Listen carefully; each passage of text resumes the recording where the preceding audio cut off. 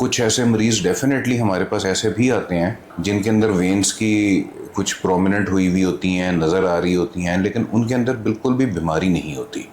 तो इन मरीज़ों का हम यूजुअली कोई ट्रीटमेंट ऑफ़र नहीं करते।